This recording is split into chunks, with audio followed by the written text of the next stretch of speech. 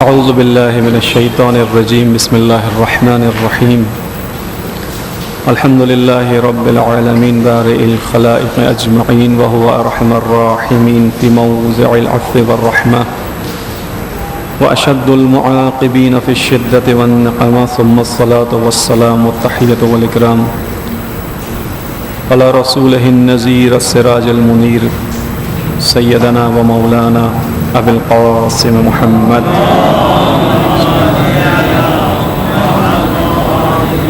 وعلى أهل بيته الطيبين الطاهرين المعصومين المظلومين سيما بقية الله في العالمين أرواحنا لتراب مقدمه الفداء أما بعد قال الله تبارك وتعالى في محكم كتابه ومتقن خطابه هو الذي أرسل رسوله بالهدى ودين الحق ليظهره على الدين كله ولو كره المشركون درود بھیجے گا محمد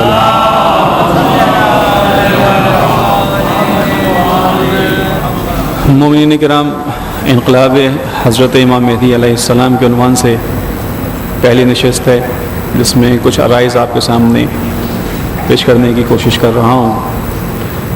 امام مہدی علیہ السلام کے موضوع پر جو گفتگو کی جاتی ہے تو در حقیقت یہ گفتگو اور اس گفتگو کا جو موضوع ہے اور جو محور ہے وہ دنیا کے ہر دردمند انسان کے دل میں بسنے والی ایک ایسی ہستی کا ذکر ہے کہ جس کو یہ امید ہے کہ کبھی بھی ہو لیکن بہرحال ایک ایسا وقت آئے گا کہ جب ایک نجات دینے والا دنیا میں ظاہر ہوگا اور ظلم و ستم کے خاتمے کے لیے قیام کرے گا۔ امام مہدی علیہ السلام کے بارے میں گفتگو شیعوں سے مخصوص نہیں ہے، مسلمانوں سے مخصوص نہیں ہے، بلکہ امام مہدی علیہ السلام وہ ہستی ہیں کہ جن کا انتظار خود یہ کائنات بھی کر رہی ہے۔ آپ نے ملاحظہ فرمایا ہوگا، روایات کو بارہا سنا ہوگا کہ جب امام تشریف لائیں گے تو زمین اپنے خزانے امام کے سامنے اگل دے گی، آسمان اپنی رحمتوں کے دروازے کھول دیں گے، گویا آسمان اور زمین بھی منتظر ہیں اس آنے والے کے کہ جس کے آنے کی برکت اتنی ہے کہ زمین اپنے خزانوں کو اگلے گی اور آسمان اپنی برکتوں کو نازل کرنا شروع کر دے گا۔ امام مہدی علیہ السلام کا موضوع بس ایک ایسا موضوع ہے کہ جو تمام انسانیت کا مشترکہ موضوع ہے۔ فرق صرف اتنا ہے کہ بعض انسان اس موضوع اور اس موضوع کے بارے میں ہونے والی جو ہستی ہے اس سے واقفیت رکھتے ہیں، بعض لوگ واقفیت نہیں رکھتے۔ امام مہدی کا موضوع یعنی ایک نجات دہندہ کا موضوع، یعنی ایک ایسا نجات دہندہ، ایک ایسا سیویئر جو آئے اور انسانیت کو نجات عطا کرے۔ ہر شخص کسی نہ کسی عنوان سے انتظار میں ہے۔ اب یہ الگ بات ہے کہ شاید کسی کو امام مہدی کے بارے میں معلومات ہیں، کسی کو نہیں ہیں، کسی کی معلومات کا دائرہ وسیع ہے، کسی کی معلومات کا دائرہ بہت محدود ہے، لیکن بہرحال ہر کوئی انتظار میں ہے۔ یہاں پہلے دن جو آپ کے سامنے گزارشات عرض کروں گا وہ خود امام مہدی علیہ السلام کی اہمیت کے بارے میں کچھ نکات پیش کرنے کی کوشش کروں گا۔ آپ شاید سوال کریں کہ امام مہدی کے بارے میں اس مجمع میں کہ جس کو خود امام مہدی کے عاشقوں کا ایک مجمع کہا جا سکتا ہے، جس میں خود امام کے منتظر موجود ہیں، اس مجمع میں، اس محفل میں امام کی اہمیت کے بارے میں بیان کرنے سے کیا فائدہ؟ لیکن بعض اوقات ہوتا یہ ہے، انسانی فطرت یہ ہے، اور علماء نے اپنی کتابوں میں یہ لکھا ہے، مخصوصاً شہید مطہری اپنی کتاب میں لکھتے ہیں کہ بعض اوقات، بلکہ بعض اوقات نہیں، ایک مسلمہ اصول انہوں نے بیان کیا کہ انسان چیزوں کو اس کی تضاد سے پہچانتے ہیں۔ مثلا تصور کیجئے کہ اگر کائنات میں اس طرح کا کوئی نظام ہوتا کہ کائنات کا کوئی حصہ سورج کے سامنے سے کبھی غائب نہ ہوتا، زمین کا کوئی حصہ کبھی سورج کے سامنے سے غائب نہ ہوتا، اور ہر وقت روشنی رہتی، ہر وقت اجالا رہتا، اور اس وقت آپ کے سامنے کوئی کہتا تاریکی یا رات، تو آپ کو سمجھ میں نہیں آتا، اس لیے کہ آپ نے کبھی رات دیکھی نہیں، آپ نے تاریکی کبھی دیکھی نہیں۔ یا اس کے برعکس تصور کر لیجئے کہ دنیا پہ ہمیشہ اندھیرا چھایا رہتا، ہم نے اور آپ نے کبھی روشنی دیکھی نہ ہوتی، اس وقت ہم سے کوئی کہتا دن، ہم دن نہیں سمجھ پاتے۔ ہم دن اور رات کو جو سمجھتے ہیں وہ اس وجہ سے سمجھتے ہیں کہ ہم اپنی آنکھوں سے مشاہدہ کرتے ہیں کہ 24 گھنٹے کا کچھ حصہ روشنی رہتی ہے، کچھ حصہ اندھیرا ہوتا ہے. اسی لیے جب ہمارے سامنے کوئی کہتا ہے اندھیرا اجالا، دن اور رات، ہم سمجھ جاتے ہیں. لیکن بعض اوقات یہ ہوتا ہے کہ انسان کسی ایک نعمت میں مستقل پڑے رہنے سے اس نعمت کی قدر کھو دیتا ہے. اب دو طریقے ہوتے ہیں، یا تو اس سے وہ نعمت چھین لی جائے، اس سے وہ نعمت لے لی جائے، اس کے بعد اس کو اس نعمت کی جانب متوجہ کیا جائے، یا پھر یہ ہوتا ہے کہ اس نعمت کے بارے میں تھوڑی گفتگو کی جائے، اس نعمت کے بارے میں مزید بیان کیا جائے، ایک انسان کا شوق مزید بیدار کیا جائے. پہلی صورتحال بھی امام مہدی کے حوالے سے ہم دیکھتے ہیں کہ ہمارے ساتھ ہو چکی ہے. امت نے اس نعمت کی قدر نہیں کی. رسول اللہ کے بعد ہم جو ائمہ کا سلسلہ شروع ہوا، امت رسول نے اس ائمہ کے سلسلے کی قدر نہیں کی. خدا نے پہلا امام بھیج دیا، لوگوں نے شہید کیا، دوسرا امام بھیجا، لوگوں نے شہید کیا، یہاں تک کہ 11 ائمہ کے ساتھ یہی ہوتا رہا. امت نے قدر نہیں کی. خدا نے اس امت کو اس کی قدر ناشناسی کی بنیاد پر سزا دی اور آخری حجت کو، آخری امام کو پردہ غیب میں لے گیا. اب پردہ غیب میں جانے کے بعد جو مشکلات پڑیں، جو زحمتیں اٹھانی پڑیں، جو ہدایت سے دوری نظر آنے لگی، اب ہر زبان پہ آنے لگا کہ وہ نجات دہندہ کب آئے گا. ایک ہی طریقہ تھا امت کو متوجہ کرنے کا. دوسرا ایک طریقہ یہ ہے کہ جو ہم اور آپ ہیں، ہم اور آپ یقیناً امام مہدی علیہ السلام کے حوالے سے بہت کچھ جانتے ہیں. ہم جانتے ہیں کہ امام مہدی جناب فاطمہ زہرا و علی مرتضیٰ کے فرزند ہیں. ہم ان کے انتظار میں ہیں. ہم ہر لمحہ یہ کہتے ہیں کہ اپنی دعاؤں میں ہم یہاں جو نماز کے بعد پڑھتے ہیں، ہم کہتے ہیں اللہم عجل لولیک الفرج. یہ شاید ہمارا ہی خاصہ ہو، اہل تشیع کا خاصہ ہے کہ جو اپنی دعاؤں میں امام کو یاد رکھتی ہے. منتظر شاید تمام مسلمان ہیں، لیکن شاید ہر مسلمان کی دعا میں امام شامل نہیں ہے. لیکن یہ خدا نے ہمیں ایک عزت عطا کی کہ ہم اپنی دعاؤں میں امام کو یاد رکھتے ہیں. لیکن اس کے باوجود ہم دیکھتے ہیں کہ امام مہدی علیہ السلام کے ظہور کے حوالے سے اب بھی کچھ ایسے آثار نظر نہیں آتے کہ امام کا ظہور نزدیک ہمیں نظر آئے. ان دو جلسوں میں ہم یہ جاننے کی کوشش کریں گے یا سمجھنے کی اپنے طور پہ کوشش کریں گے کہ آخر کیا وجہ ہے کہ خداوند عالم نے اتنا کچھ ہو جانے کے باوجود امام مہدی کو اس نے ظہور عطا نہیں کیا. لہذا پہلی گفتگو میری اس حوالے سے ہوگی، جو آج کی گفتگو ہوگی، کہ ہم امام مہدی کی شخصیت کو مزید پہچاننے کی کوشش کریں. اس کو پہچاننے کا فائدہ کیا ہوگا؟ ایک مثال کے ذریعے سے یہ بات سمجھانا چاہوں گا کہ بعض اوقات انسان کوئی کام کر رہا ہوتا ہے، لیکن اس کام میں اس کو وہ جذبہ چاہیے ہوتا ہے وہ نہیں ہوتا اس کے اندر، بے دلی سے کام کر رہا ہوتا ہے. بعنوان مثال ہم منتظر ہیں، لیکن شاید بے دلی کے منتظر ہیں. ہمارا دل اتنا منتظر نہیں ہوا جتنا ہونا چاہیے، ہمارا دل اتنا رجوع نہیں کرتا امام کی طرف جتنا کرنا چاہیے. ایک چھوٹی سی مثال کے ذریعے سے بات سمجھاتا ہوں کہ ہمارے چوتھے امام کے بارے میں تاریخ نے نقل کیا کہ آپ جب صدقہ دیا کرتے تھے تو صدقہ دینے کے بعد معمولاً اپنے ہاتھ کو چوما کرتے تھے. اب کسی سائل نے سوال کیا کہ مولا آپ صدقہ دینے کے بعد اپنے ہاتھ کو کیوں چومتے ہیں؟ امام جواب میں ارشاد فرماتے ہیں کہ دیکھو، جب کوئی کسی سائل کو خدا کے نام پہ کچھ عطا کرتا ہے تو یہ پیسہ، یہ دولت، یہ مال، یہ صدقہ جو کچھ بھی ہے، یہ در حقیقت ایسے ہے کہ جیسے اس سائل کے ہاتھ میں جانے سے پہلے خدا کے ہاتھ میں گئی ہو. لہذا میں سمجھتا ہوں کہ میرا ہاتھ خدا کے ہاتھ سے مس ہوا، اس وجہ سے میرا ہاتھ اتنا عظمت والا ہو گیا کہ میں اسے چومتا ہوں. اب جب آپ نے یہ روایت سنی اور اب آپ صدقہ دینا چاہیں گے، یقیناً آپ کے صدقہ دینے کی کیفیت بدل جائے گی. مثلا اس روایت کو سننے سے پہلے بھی آپ صدقہ دیا کرتے تھے، لیکن اب جب بھی آپ صدقہ دیں گے آپ کے ذہن میں یہ روایت ضرور آئے گی کہ آپ کے ایک سچے امام نے یہ بات بیان کی ہے کہ صدقہ سائل کے ہاتھ میں آنے سے پہلے خدا کے ہاتھ میں جاتا ہے. لہذا آپ کو اپنے اس کام کے کرنے کے اندر ایک مزید قوت ملے گی. روایت ہے کہ جب انسان صدقہ دینے کے لیے اپنے ہاتھ میں، اپنی جیب میں ہاتھ ڈالتا ہے یا اپنے مال پہ ہاتھ ڈالتا ہے تو 70 شیطان اس کے ہاتھ سے چمٹ جاتے ہیں، کوشش کرتے ہیں کہ یہ انسان صدقہ نہ دے. اور بعض اوقات ایسا ہوتا بھی ہے کہ دل میں وسوسہ آ جاتا ہے، انسان سوچتا ہے کہ پتہ نہیں یہ آدمی مستحق بھی ہے یا نہیں ہے، اور انسان جیب میں گیا وہ ہاتھ واپس نکال لیتا ہے. البتہ فراڈ ہے اس دنیا میں، ہمیں دیکھ کے دینا چاہیے، لیکن شیطان بھی اپنی کارروائی سے باز نہیں آتا. لیکن اب جب یہ روایت آپ نے سنی کہ امام نے فرمایا کہ صدقہ سائل کے ہاتھ میں جانے سے پہلے خدا کے ہاتھ میں جاتا ہے، آپ در حقیقت خدا کے ہاتھ میں دیتے ہیں ایک چیز اپنے صدقے کے طور پہ جو دیتے ہیں، تو اب آپ کا جذبہ بڑھ جائے گا. اسی طرح امام مہدی علیہ السلام کے ہم منتظر ہیں، لیکن جب ہمیں اندازہ ہوگا مزید کہ امام مہدی علیہ السلام کتنی باعظمت شخصیت ہیں تو یقیناً ہمارے انتظار کی کیفیت بھی کچھ نہ کچھ بدل جائے گی۔ میں نے عرض کیا اپنی گفتگو کے آغاز میں کہ امام مہدی وہ ہستی ہیں کہ پوری کائنات امام کے انتظار میں ہے۔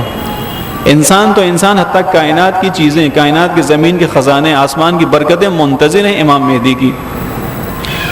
آج کی اس گفتگو میں ہم یہ دیکھیں گے کہ امام مہدی کا دوسرے ادیان میں یا دوسرے انسانوں کے نزدیک کیا مقام ہے۔ اس کے بعد پھر فیصلہ کریں گے کہ واقعی ہم کتنے خوش نصیب ہیں یا نہیں ہیں کہ خدا نے ہمیں امام مہدی کے دامن سے وابستہ کیا۔ بس ہم جب تقسیم کریں گے تو ہم تقسیم اس طرح سے بنائیں گے کہ کچھ ہم ادیان الہی جو ہمارے سامنے موجود ہیں، الہی کتابیں جو موجود ہیں، آسمانی کتابیں جو کہلاتی ہیں، ان میں دیکھیں گے کہ آیا ان میں امام مہدی کے بارے میں کچھ بیان کیا گیا یا نہیں۔ ادیان الہی کے بعد آ جائے گا دوسرے انسان کے جو آسمانی مذہب سے وابستہ نہیں ہے، لیکن بہرحال کسی نہ کسی طرح ان کے درمیان ایک مذہب پایا جاتا ہے، جس میں ہم ہندو مذہب کی بات کریں گے۔ اور اس کے بعد عام انسان کہ جن کا تعلق بظاہر کسی خاص مذہب سے نہیں ہے، لیکن معاشرے کے عام پڑھے لکھے اور سمجھدار انسان ہیں، وہ امام مہدی کی حکومت اور امام مہدی کے مسئلے کو کیسے دیکھتے ہیں۔ پھر ہم اس جانب پلٹیں گے کہ واقعی ہم کتنے خوش نصیب ہیں کہ خدا نے ہمیں امام زمانہ کے دامن سے وابستہ کیا ہے۔ درود بھیجیے گا محمد علیہ۔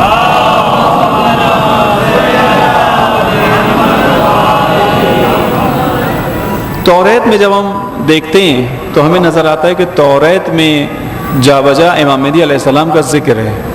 کئی جگہوں پہ ذکر اس طرح سے ہے کہ اس کی تطبیق ہماری اسلامی روایات کے ساتھ بھی ہوتی ہوئی نظر آتی ہے۔ یقیناً توریت کے اندر بہت سی ایسی چیزیں موجود تھیں، میں نے کچھ چیزوں کو منتخب کیا ہے تاکہ اپنے وقت پہ ہمارا پروگرام بھی ختم ہو سکے اور ہمارا ذہن امام مہدی کے حوالے سے مزید آگاہی حاصل کر سکے کہ کس طرح دیگر ادیان میں بھی ایک نجات دہندہ کا تصور ہے اور کن الفاظ میں۔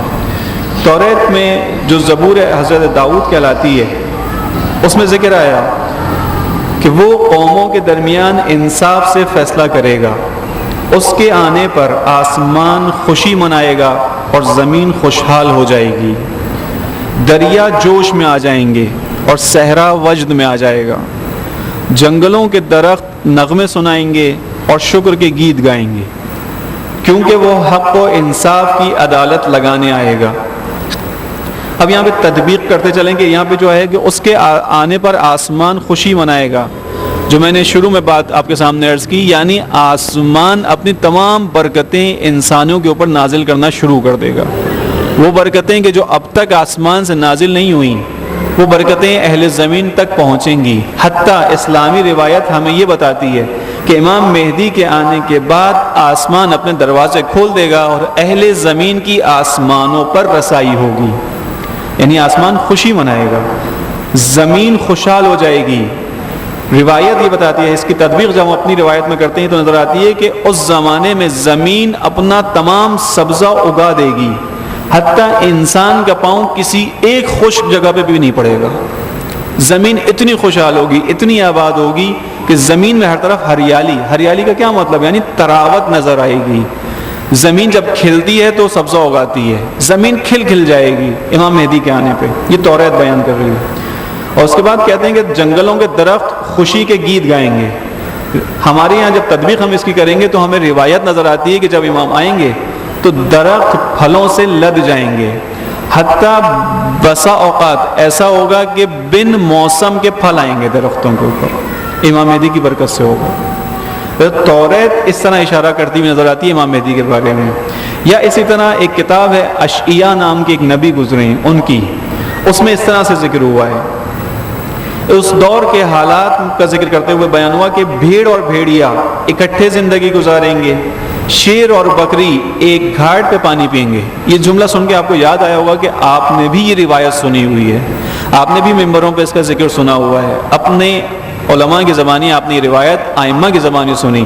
میں آپ کے سامنے اشعیاء نبی کی کتاب سے پیش کر رہا ہوں کہ جو تورات کا حصہ ہے، اس میں اسی طرح ہے کہ شیر اور بکری ایک گھاٹ سے پانی پئیں گے اور درندگی ختم ہو جائے گی، یہاں تک کہ ایک بچہ شیر اور بکری کی رکھوالی کرنے کے قابل ہوگا۔ درندگی ختم ہو جائے گی، یہاں تک کہ بچے سانپوں کو اپنے ہاتھوں میں لے کر کھیلا کریں گے۔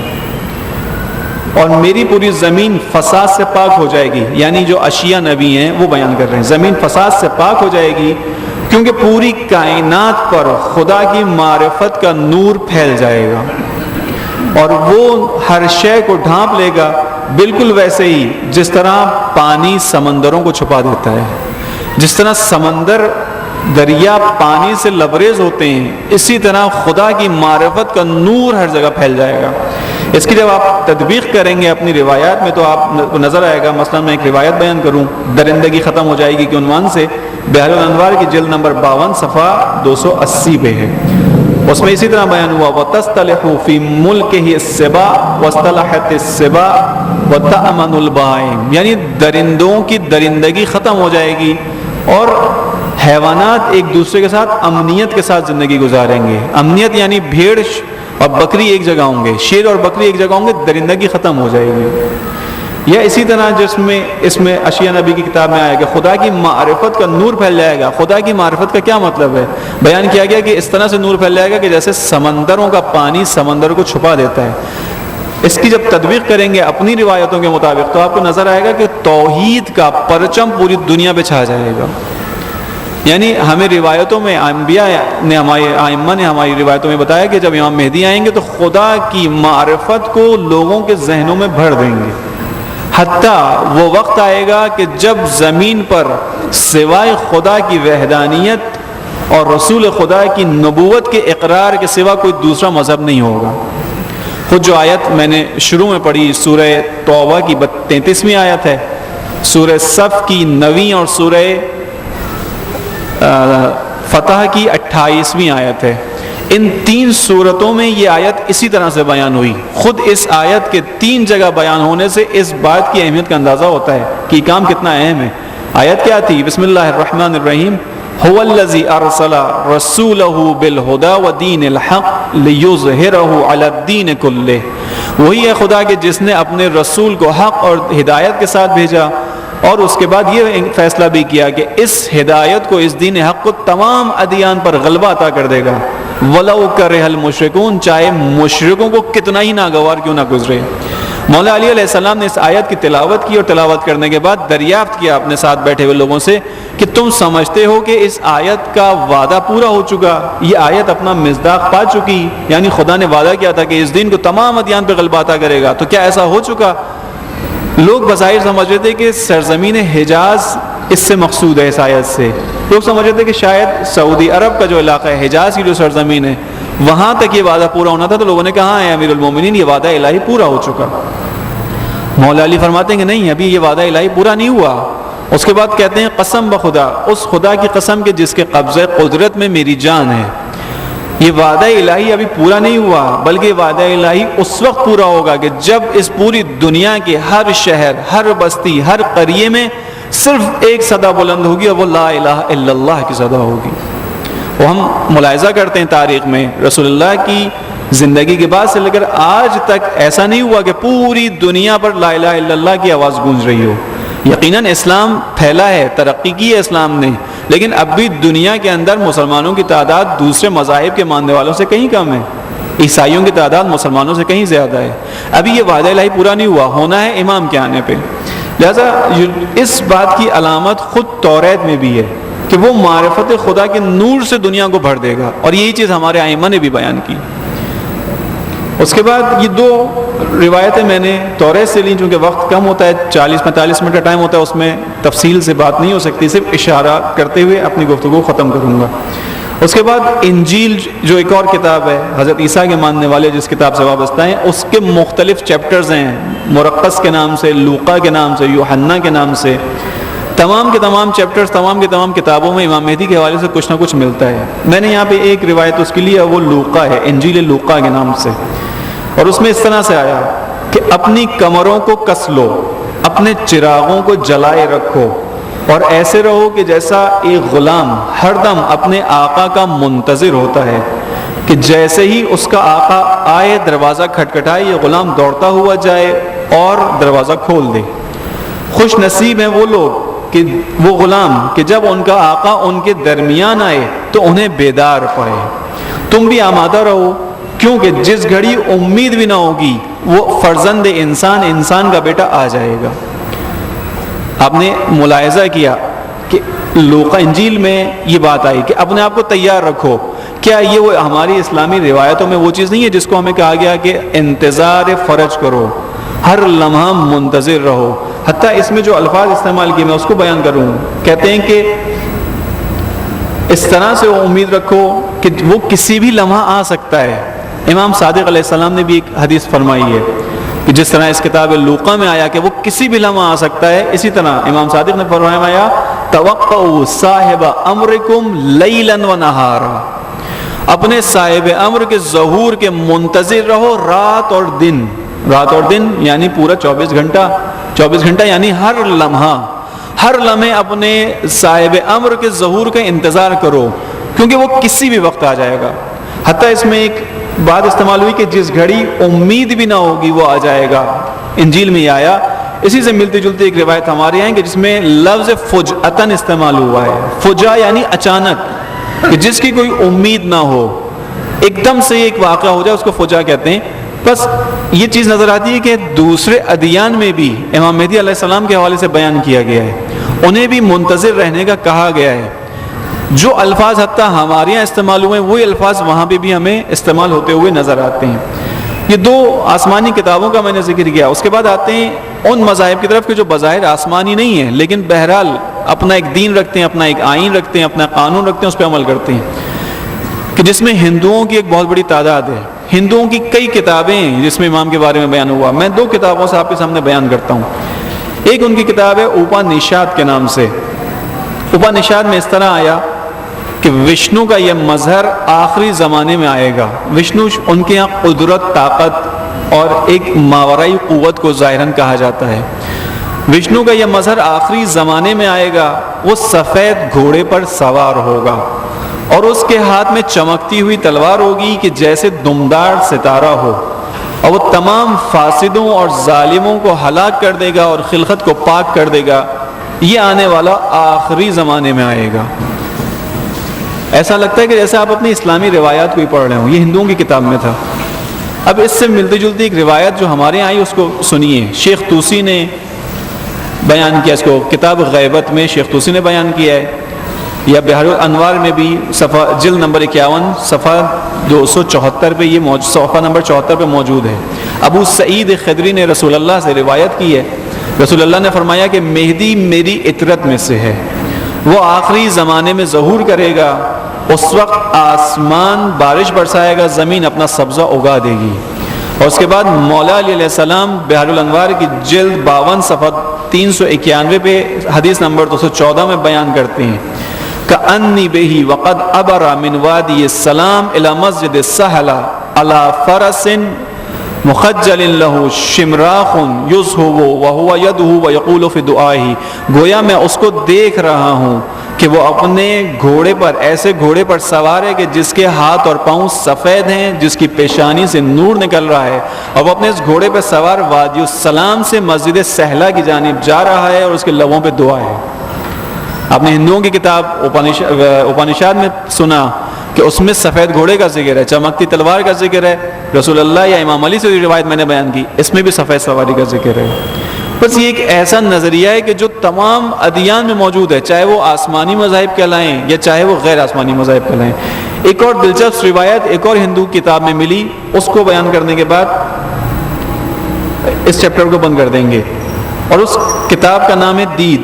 اس میں آیا کہ دنیا کی تباہی اور خرابی کے بعد آخری زمانے میں ایک بادشاہ آئے گا جو پوری خلقت کا رہنما ہوگا، اور اس کا نام منصور ہوگا، اور پوری دنیا پر حکومت کرے گا، اور اس پوری دنیا پر اسی کا غلبہ ہوگا۔ آپ نے ملاحظہ فرمایا کہ لفظ منصور کا ذکر ہے ہندوؤں کی اس کتاب کے اندر۔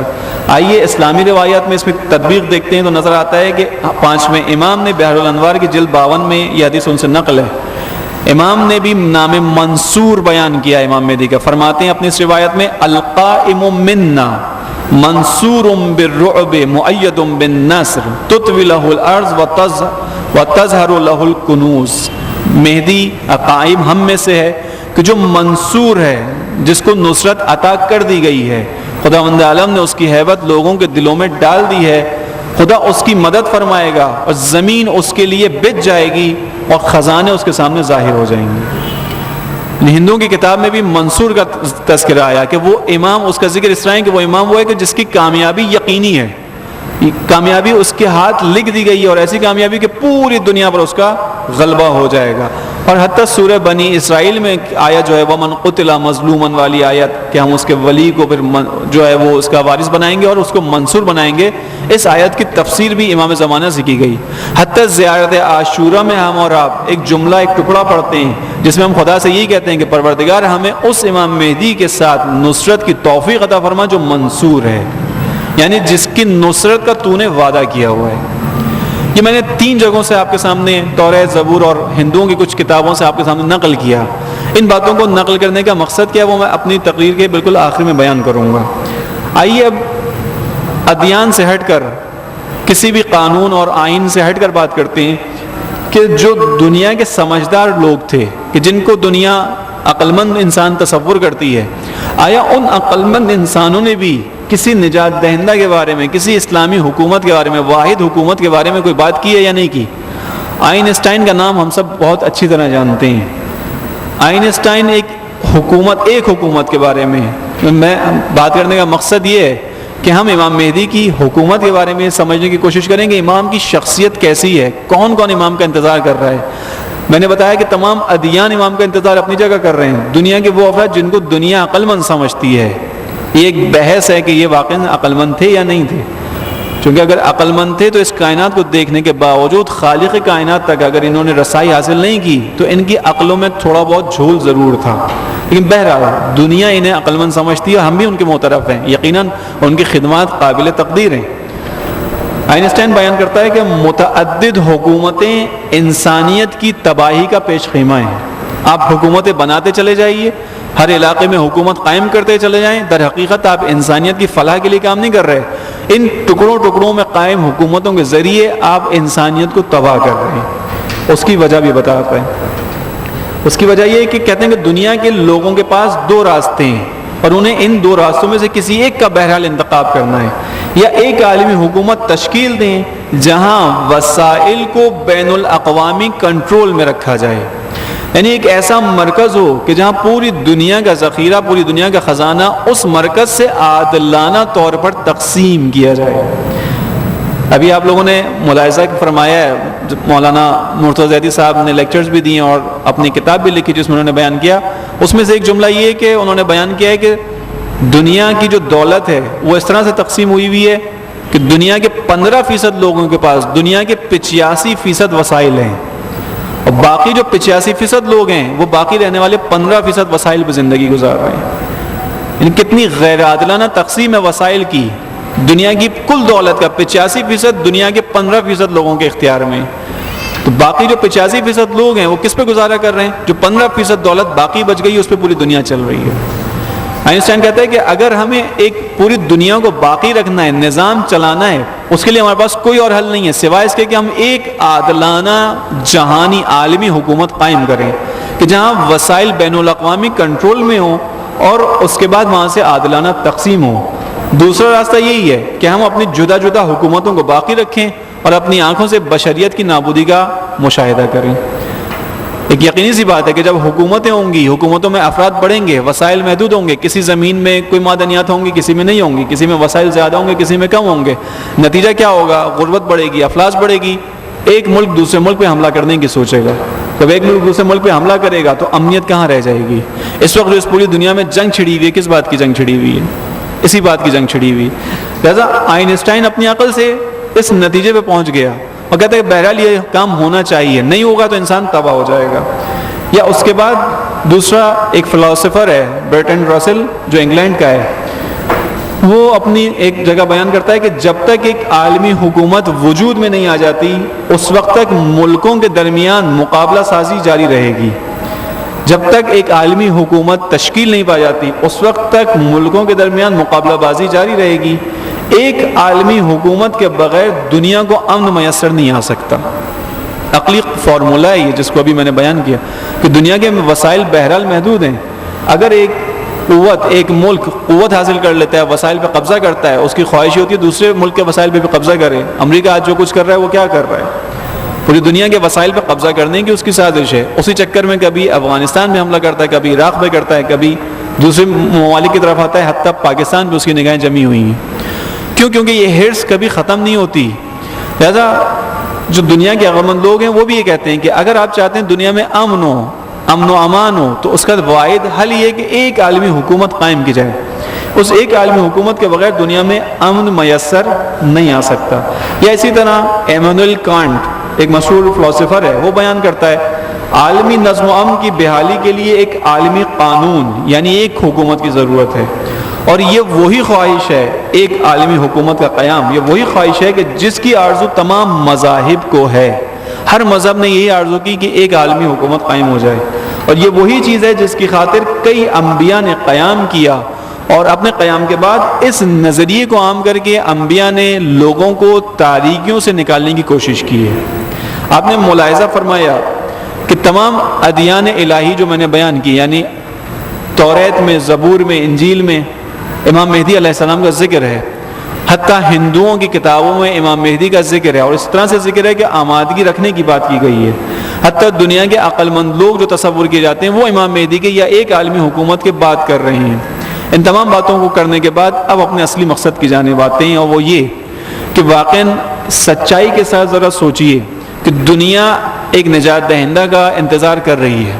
دنیا ایک نجات دہندہ کی بات کر رہی ہے، ہر مذہب میں اس کی بات کی گئی ہے، لیکن آپ کے علاوہ وہ کون سا مذہب ہے کہ جس کے پاس اس نجات دہندہ کا صحیح ایڈریس بھی موجود ہو؟ حتیٰ اسلام میں آ جائیے، اہل سنت کی متعدد روایات ہیں. حتیٰ ایک عالم دین نے ایک کتاب لکھی ہے جس میں امام مہدی علیہ السلام اہل سنت کی نگاہ میں اور صرف قرآن کی نگاہ سے بیان کیے ہیں. 106 آیتیں ان عالم نے امام زمانہ کے بارے میں قرآن سے نکالی ہیں کہ جو امام زمانہ کا ذکر کرتی ہیں. وہ اہل سنت کے یہاں بھی روایتیں موجود ہیں، صحیح بخاری میں، احمد ابن حنبل میں، متعدد جگہوں پہ روایات ہیں. ہمارا ان کا اختلاف صرف اتنا ہے کہ ان میں سے بہت سے لوگ یہ مانتے ہیں کہ وہ آئیں گے، لیکن یا خطے کے بارے میں اختلاف ہے یا ان کی ولادت کے بارے میں اختلاف ہے کہ وہ ابھی پیدا نہیں ہوئے اور ایک زمانہ آئے گا جب پیدا ہوں گے. لیکن بہرحال منتظر ہیں، کہیں نہ کہیں ذکر ہے، کسی نہ کسی عنوان سے ذکر ہے. حتیٰ ہمارے دیگر جو اسلامی ملک کے برادر ہیں، ہمارے برادران ایمانی جن کو ہم کہتے ہیں، ان کے پاس بھی امام مہدی کا صحیح ایڈریس موجود نہیں ہے. اب سوچنے کی بات یہ ہے عزیزوں، مومنوں، مخصوصاً نوجوانوں، کہ واقعاً یہ ہماری خوش قسمتی ہے یا نہیں کہ خداوند عالم نے ہمیں امام زمانہ کے دامن سے وابستہ کیا ہے. کیا ہمیں امام مہدی کی صحیح معرفت عطا کر کے اس نے ہمارے اوپر بہت بڑا احسان نہیں کیا؟ جس امام کے انتظار میں پوری کائنات ہے، ہمیں اس کا ایڈریس بھی بتایا گیا ہے. ہم اس امام کو سب سے زیادہ جانتے ہیں، دوسرے شاید نہیں جانتے کہ ان کی نسل کس طرح سے، کس طرح ان کا سلسلہ ہے، نسل ہے، ان کا نسب کس طرح سے. ہم ان کے نسب سے واقف ہیں، ہم ان کی صفات سے وابستہ ہیں. نہ فقط اس سے بلکہ خوش نصیبی ہماری یہ کہ ہم اپنی دعاؤں میں امام کو یاد رکھتے ہیں. لیکن یاد رکھیں کہ یہ اس لیے بھی ہوتا ہے کہ ہمارا امام بھی ہم کو یاد رکھتا ہے. سید ابن طاؤس کی ایک روایت آپ کے سامنے نقل کروں جو اس سے پہلے بھی میں یہاں پہ نقل کر چکا ہوں کہ سید ابن طاؤس کہتے ہیں کہ ایک مرتبہ سامرہ میں سرداب کے مقام پر میں زیارت کی نیت سے داخل ہوا. رات کی تاریکی میں سیڑھیاں اتر رہا تھا تاکہ وہاں پہ جا کے سرداب وہ جگہ جہاں امام زمانہ پردہ غیب میں گئے بظاہر. اور میں نے سوچا کہ رات کی تاریکی میں وہاں جا کے عبادت کرتا ہوں. میں عبادت کی غرض سے نیچے اترا تو جب نیچے اترنے لگا میرے کانوں میں آواز آئی. میں نے غور کیا تو مجھے محسوس ہوا کہ میرے مولا ہیں جو اس وقت مناجات کر رہے ہیں. اور ان کے الفاظ یہ ہیں کہ پروردگار ہمارے شیعوں کے گناہوں سے درگزر فرما کہ ہمارے شیعہ ہماری محبت پہ بھروسہ کرتے ہوئے تیری نافرمانی کر بیٹھتے ہیں. اور یہ امام زمانہ ہے کہ جو ہم اور آپ کو یاد رکھتے ہیں، اس وقت یاد رکھتے ہیں کہ جب ہمیں بھی خبر نہیں ہوتی. ہم خوش نصیب نہیں ہیں واقعا، نوجوانوں سے مخصوصاً عرض کر رہا ہوں کہ خداوند عالم نے ہمیں امام زمانہ کے بہت نزدیک کر دیا. کیا ہمارے پاس وہ روایتیں موجود نہیں ہیں کہ جو ایک صحیح منتظر کو اس کا راستہ دکھاتی ہیں؟ کیا ائمہ علیہم السلام، امام علی علیہ السلام سے لے کر امام حسن عسکری علیہ السلام تک تمام ائمہ کا عملی راستہ ہمارے علاوہ کسی اور کے پاس موجود ہے؟ یقیناً نہیں ہے. تو بس ان تمام چیزوں کو بیان کرنے کا مقصد یہ تھا کہ جس کا انتظار تمام ادیان کر رہے ہیں، تمام مذاہب کر رہے ہیں، پوری انسانیت کر رہی ہے، لیکن افسوس یہ کہ وہ اس کے صحیح ایڈریس سے واقف نہیں ہے۔ ہم خوش نصیب ہیں کہ اس امام کے صحیح ایڈریس سے واقف ہیں، ہمیں وہ راستے ائمہ نے بتا دیے ہیں کہ اگر تم اس امام تک پہنچنا چاہتے ہو تو تم کیا کرو۔ اب سوال یہ کہ اتنے چاہنے والوں کے باوجود بھی امام کا ظہور کیوں نہیں ہوتا؟ ہم سب کی یہ آرزو ہے کہ ہم کسی طرح امام کے لشکر میں آ سکیں، لیکن اپنی اس آرزو کے باوجود ہم دیکھتے ہیں کہ اب تک امام کا ظہور نہیں ہوا۔ امام کے لشکریوں کے بارے میں روایت نے بیان کیا، اصحاب کو دو حصوں میں تقسیم کیا گیا، ایک خاص اصحاب، ایک عام اصحاب۔ خاص اصحاب میں 313 کا نام لیا گیا کہ 313 کی تعداد ہے، 313 وہ افراد ہیں جو امام کے خاص اصحاب ہیں۔ خاص اصحاب وہ ہیں کہ جب امام ظہور فرمائیں گے تو یہ افراد امام کی آمد کا اعلان جب ہوگا، ظہور کا اعلان جب ہوگا، اس اعلان کے ساتھ ہی اپنے گھروں سے، اپنے علاقوں سے قدم نکالیں گے، امام کی بارگاہ میں پہنچ جائیں گے۔ گویا ان کو طی الارض پہ قدرت حاصل ہوگی، یعنی زمین ان کے ارادوں سے بچ جائے گی، بالکل اسی طرح کہ جیسے ان کے امام کے ساتھ ایسا ہوگا کہ زمین امام کے لیے بچ جاتی ہے۔ یہ امام کے خاص اصحاب اتنی قوت والے ہوں گے، اتنے طہارت ایمان والے ہوں گے کہ زمین ان کے سامنے بچ جائے گی، ارادہ کریں گے امام کی بارگاہ میں پہنچ جائیں گے۔ ان 313 اصحاب میں سے امام علی علیہ السلام نے فرمایا اپنی ایک روایت میں کہ میں ان 313 اصحاب کو ان کے ناموں، ان کے چہروں کی نشانیوں سے جانتا ہوں۔ اور اس کے بعد ایک روایت میں امام نے ان 313 اصحاب کے نام لینا شروع کیے۔ ذرا توجہ کیجئے گا، مخصوصاً نوجوانوں سے عرض کروں گا۔ اور 313 کے نام لیتے ہوئے امام نے 240 جب نام لے لیے، تقریباً ممکن ہے اس سے کم و زیادہ ہوں، لیکن 240 روایت اور تاریخ میں آیا، 240 نام لینے کے بعد امام نے مزید نام نہیں لیے، اور اس کے بعد کسی بھی تاریخ نے 240 ناموں کے بعد کوئی نام بیان نہیں کیا۔ یہ بھی عرض کرتا چلوں کہ یہ 240 جو نام لیے امام نے بیان کیے، یہ پوری دنیا سے ان افراد کا ذکر کیا گیا ہے۔ طالقان ایران کا ایک شہر ہے، اس میں سب سے زیادہ تعداد ان خاص اصحاب کی طالقان سے، جو ایران کا ایک شہر ہے، تہران سے تقریباً 100 کلومیٹر کے فاصلے پر ہے۔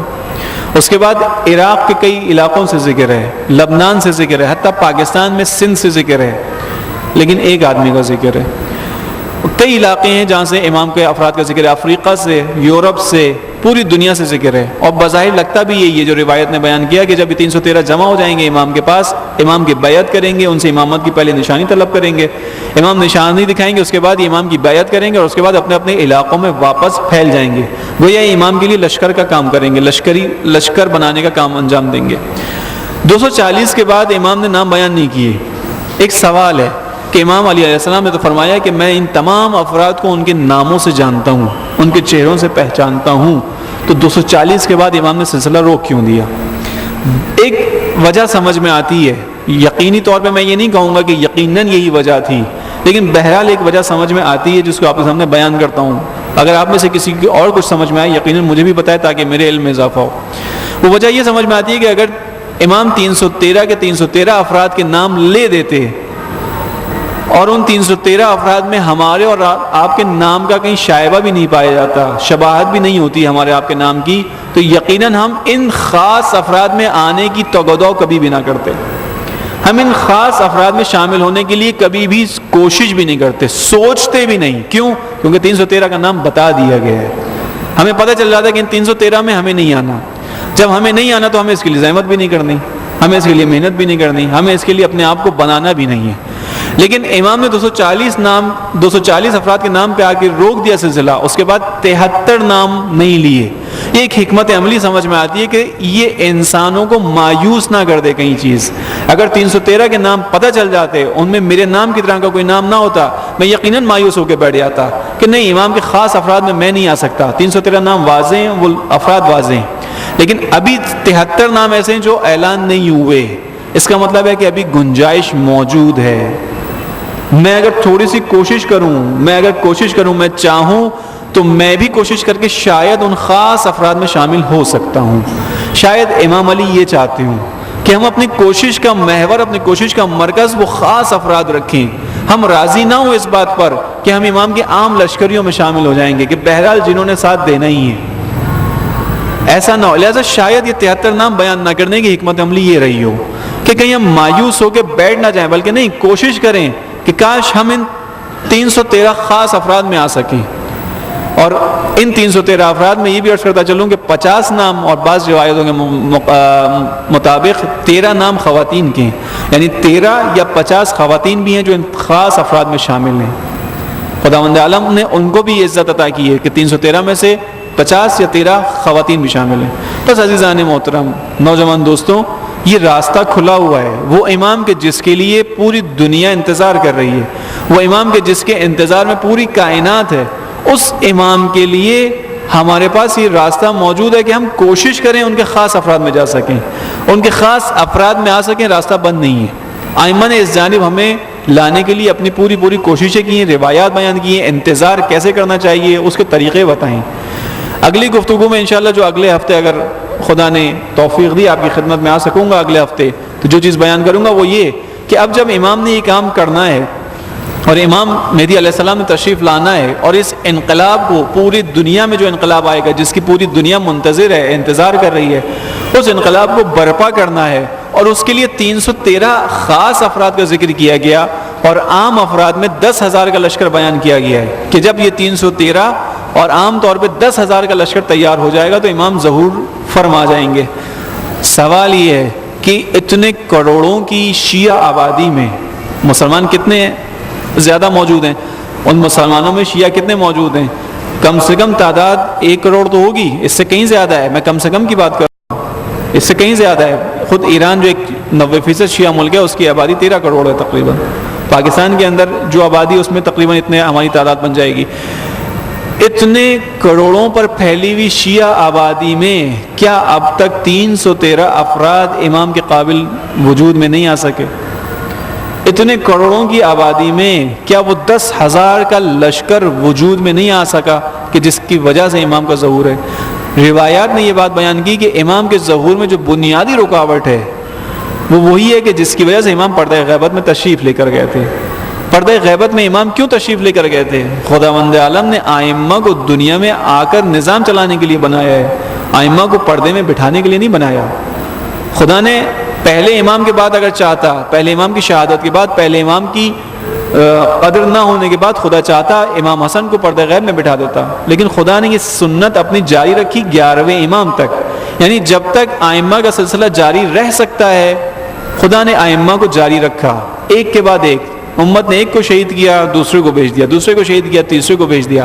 حتیٰ بعض دفعہ انسان سوچتا ہے کہ کربلا کے بعد تو سلسلہ کچھ دیر کے لیے رک جانا چاہیے تھا، کیونکہ کربلا میں تو قدر ناشناسی اپنی انتہا پہ پہنچ چکی تھی. لیکن خدا نے اسی کربلا میں ایک امام کو رکھا، اسی کربلا کے میدان میں ایک امام کو امامت عطا کی. امام سجاد نے کربلا سے اپنی امامت کا آغاز کیا. خدا نے اتنے مشکل ترین حالات کے باوجود امامت کا سلسلہ نہیں روکا، اپنی حجت کو تمام کرتا رہا، یہاں تک کہ امام حسن عسکری علیہ السلام تک سلسلہ آگے پہنچ گیا. اب یہ آخری امام تھا، اگر اس کو بھی خدا بھیج دیتا اور امت اس کی بھی قدر نہ کرتی اور انہیں شہید کر دیا جاتا، یقیناً دنیا کا نظام تاہو بالا ہو جاتا. خدا کو وہ وعدہ جو سورہ توبہ میں آیا، سورہ صف میں آیا، سورہ فتح میں آیا، جو میں نے شروع میں بیان کیا کہ یہ دین الہی تمام انجان پہ غلبہ پائے گا، یہ ہو کے رہے گا.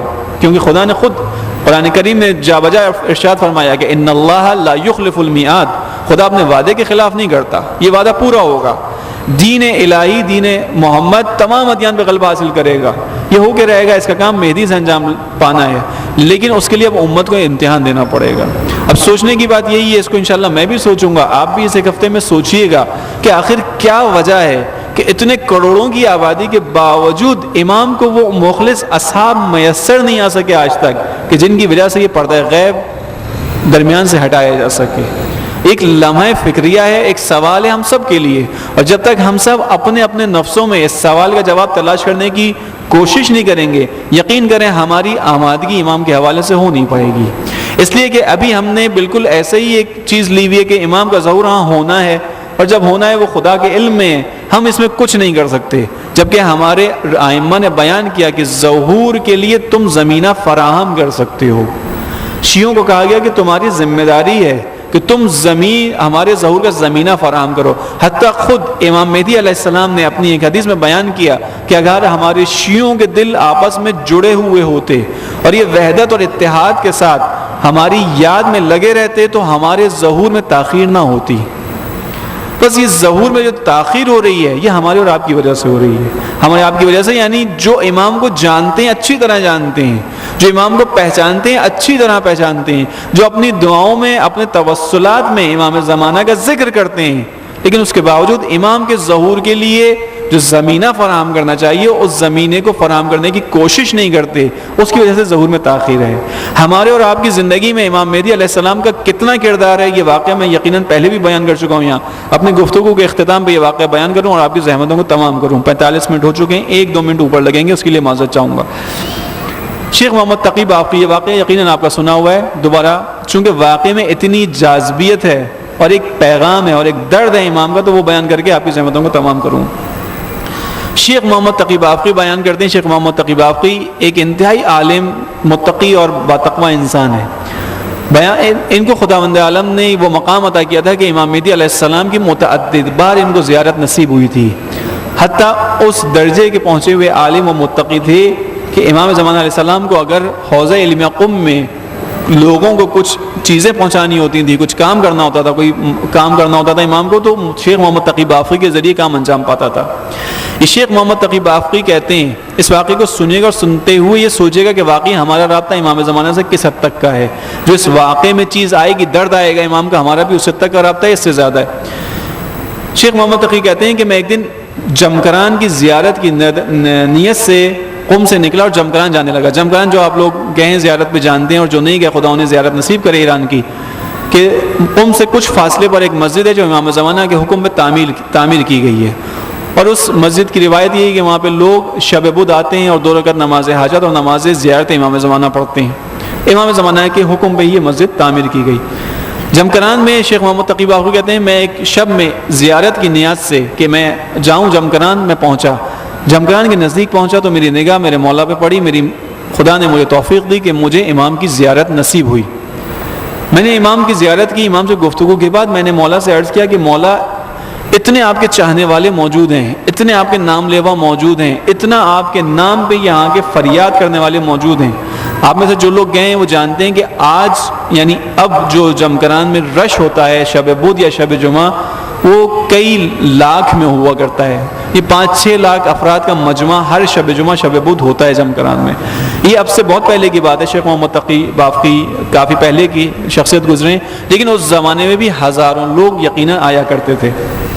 شیخ کہتے ہیں کہ میں نے امام سے عرض کیا مولا اتنے چاہنے والے ہیں آپ کے، اتنے نام لیوائے، اتنے عاشق ہیں، ہم نے تو سنا ہے کہ آپ کے چاہنے والے ماننے والے 313 یا کچھ زیادہ ہوں گے، آپ کا ظہور ہوگا، اتنے نام لینے والے آپ کے آئے، آپ کی یاد میں آئے، آپ کا ظہور اب بھی کیوں نہیں ہوتا؟ کیا فلسفہ ہے، کیا اس کے اندر حکمت ہے؟ امام شیخ محمد تقی کی جانب دیکھتے ہیں اور کہتے ہیں کہ اے شیخ کیا سمجھتے ہو یہاں آنے والے ہماری خاطر آئیں؟ شیخ کہتے ہیں کہ مولا یقیناً یہ سب آپ کے نام پہ آئیں، آپ کی مسجد میں آئیں، آپ کی وجہ سے آئیں۔ امام کہتے ہیں نہیں شیخ ایسا نہیں ہے، یہ ہماری وجہ سے نہیں آئے۔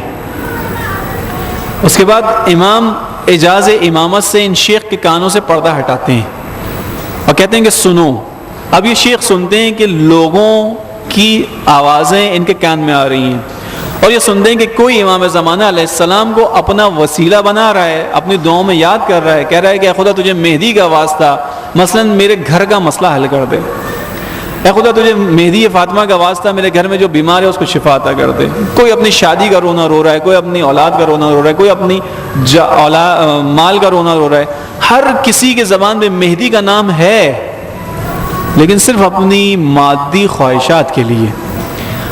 اب یہاں امام مہدی علیہ السلام شیخ محمد تقی کی جانب رخ کرتے ہیں اور کہتے ہیں کہ شیخ اتنی آوازوں میں کسی ایک کی آواز بھی آئی کہ جس نے کہا ہو کہ اے مہدی فاطمہ میں آپ کے لیے آیا ہوں، اے فاطمہ زہرا کے فرزند آپ کی جدائی میں میرا برا حال ہے، آپ کی دوری مجھ سے برداشت نہیں ہوتی۔ کسی ایک کی آواز آئی، کسی ایک نے کہا کہ میں آپ کی خاطر آیا ہوں۔ شیخ سمجھ جاتے ہیں کہ امام کا دل بہت دکھا ہوا ہے، فوراً برجستہ طور پہ کہتے ہیں کہ اے مولا میں تو آپ کی خاطر آیا تھا، میں اپنی کوئی مادی حاجت لے کے نہیں آیا تھا، میں صرف آپ کی خاطر اس مسجد میں آیا تھا۔ جملہ سنیے، امام کہتے ہیں کہ اے شیخ ہمیں تمہارے اخلاص کا پتہ ہے، چونکہ تم صرف ہماری خاطر آئے تھے اسی وجہ سے ہم تمہیں اپنی زیارت بھی نصیب کر رہے ہیں۔ اگر یہاں آنے والے یہ افراد ہماری یاد میں آتے تو ہم انہیں بھی اپنی زیارت سے محروم نہ رکھتے۔ یعنی یہ آنے والے آ رہے ہیں، مہدی کو یاد کر رہے ہیں، مہدی کے نام لے رہے ہیں، لیکن صرف اپنی دنیا کی خاطر۔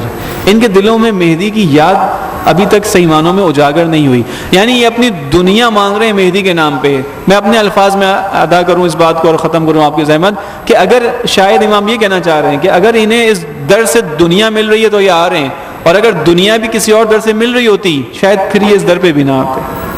عزیزان گرامی، سوچنے کی بات یہ کہ واقعی ہمارا امام زمانہ سے رابطہ کیسا ہے؟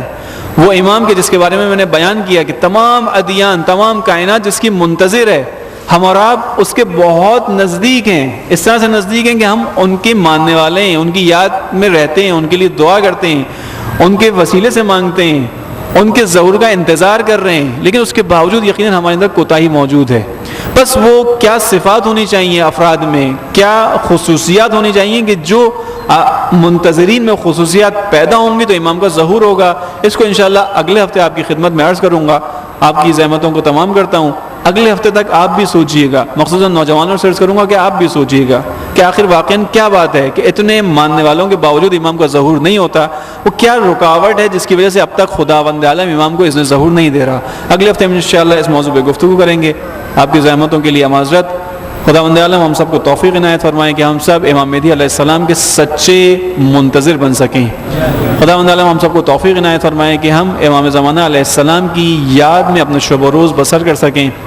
خدا ہمیں توفیق عطا فرمائے کہ جس طرح ہمارے امام ہماری یاد میں رہتے ہیں، خود امام مہدی علیہ السلام نے فرمایا کہ اے شیعوں، اگر ہم تمہاری یاد سے غفلت کریں تو مصیبتیں تم پہ ٹوٹ پڑیں، بلائیں تم کو گھیر لیں، مصیبتوں سے بچے ہوئے ہو تو مہدی فاطمہ کی وجہ سے۔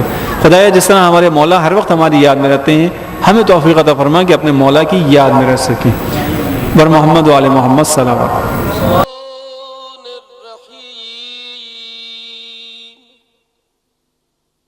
اللهم كن لوليك الحجة ابن الحسن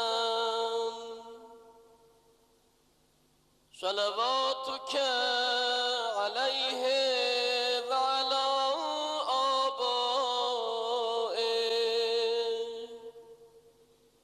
في هذه الساعة وفي كل ساعة وليا وحافظا وقائدا وناصرا ودليلا وعينا